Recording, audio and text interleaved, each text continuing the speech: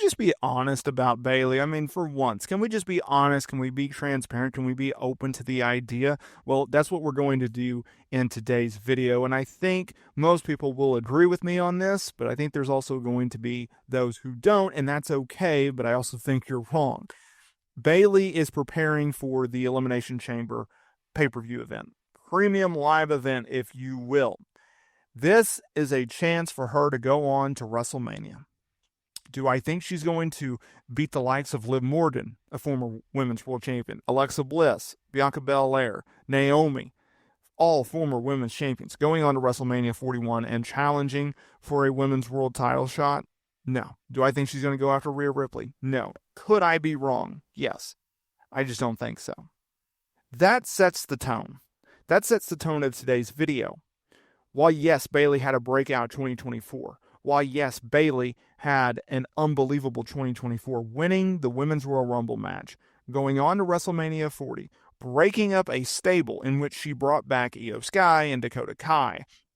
She transformed Asuka's career, breaking up that group, going to WrestleMania 40 in Philadelphia and challenging Io Sky, ultimately dethroning Io Sky for the Women's Championship and then having a multi-month run as Women's Champion. Remarkable.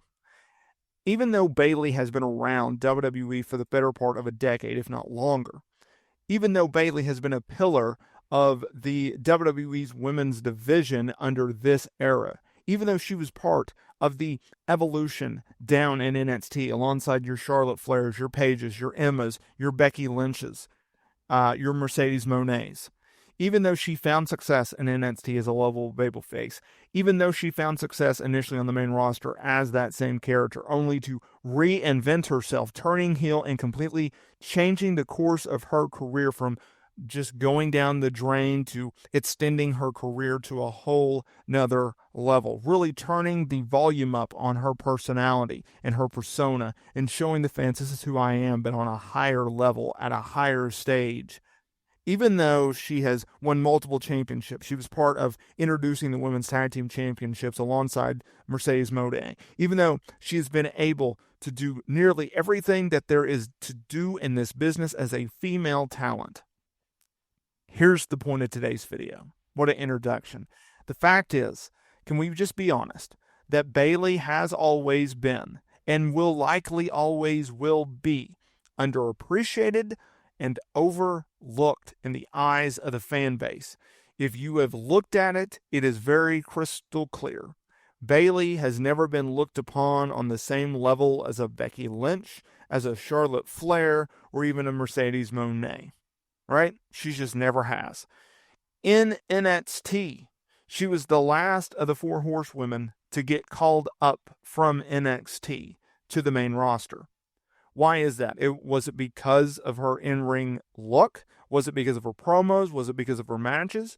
I would think most people would agree, well, she had a pretty good, solid character. She had really, really good matches, but maybe she needed to work on her promos. I can't tell you why she was held back. I can just tell you that she was not called up with Mercedes Moné or Charlotte Flair or Becky Lynch when they were. But she was part of the women's evolution. And then on the main roster, when she got there, she was part of the women's revolution. If you go back to 2019, when she opted to deflate her inflatable balloon-type characters as part of her entrance, it changed the game for Bayley. It changed the course of history for Bayley and WWE's women's division because it gave her an edge. It gave her a serious point. It gave her the opportunity to be taken seriously. No longer a lovable babyface. No longer a likable character. No longer a beloved figure. A child-esque figure. No, no, no, no. She got an edge. She got some swagger to her. She had a little bit of a darkness to her, and she took it to the fans. She was a highlight of the pandemic era. Think about Friday Night SmackDown when we had to sit through that pandemic era, or Monday Night Raw, and we had to endure that product.